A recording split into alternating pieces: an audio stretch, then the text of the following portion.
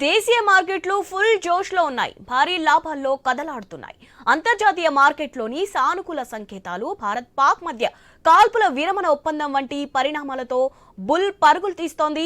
దాంతో సెన్సెక్స్ 1847 పాయింట్లు పెరిగింది. ఉదయం 9 గంటల 25 సమయంలో సెన్సెక్స్ 1847 పాయింట్ల లాభంతో 81,313 వద్ద ట్రేడ్ అవుతోంది. నిఫ్టీ 571 పాయింట్లు ఎగబాకి 24,579 దగ్గర కొనసాగుతోంది. నిఫ్టీలో Jio financial, Shriram finance, Larsen, Axis bank, Tata motors షేర్లు లాభాల్లో ఉన్నాయి. సిప్లా స్టాక్స్ నష్టాల్లో ట్రేడింగ్ ని మొదలుపెట్టాయి.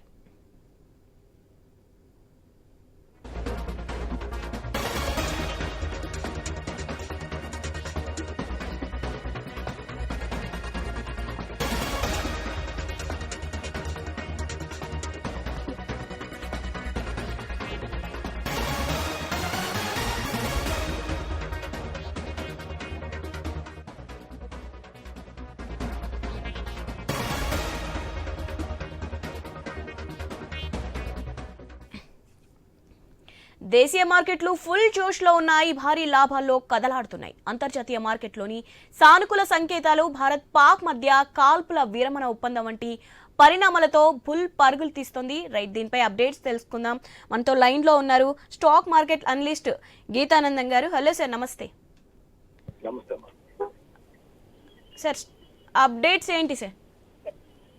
సో మార్కెట్ల విషయానికి వచ్చినట్లయితే ఈరోజు పాక్ భారత్ మధ్య ఉన్నటువంటి ఉద్రిక్తతలు తగ్గిన నేపథ్యంలో భారీ గ్యాప్ తో మార్కెట్ ఓపెన్ అయింది. ఫ్రైడే రోజు ఉద్రిక్తతల వల్ల 24,000 స్థాయి దాకా కూడా పతనమైనటువంటి పరిస్థితి మనం చూసాం. 24,008 దగ్గర మార్కెట్ క్లోజ్ అయింది.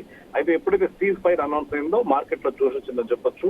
దాంతో భారీ గ్యాప్ అప్ తో మార్కెట్ ఓపెన్ అయింది. ఆ తర్వాత కూడా గ్యాప్ అప్ తర్వాత కూడా కొనుగోళ్ల మద్దతు లభిస్తుంది. ప్రస్తుతానికి 676 పాయింట్లు లాభపడి నిఫ్టీ 24,680 స్థాయిల దగ్గర ట్రేడ్ అవుతుంది.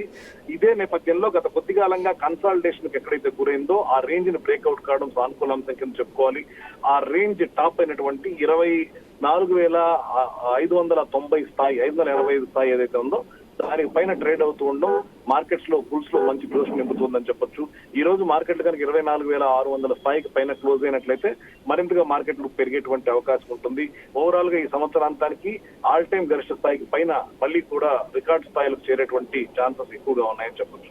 ఒకవేళ ఉద్రిక్తతలు ఏవైనా వచ్చినా ఏదైనా షార్ట్ టర్మ్ లో 24,000 స్థాయి గట్టి మద్దతు కింద నిలుస్తుందని చెప్పడంలో ఎలాంటి సందేహం లేదు. Right sir, thank you.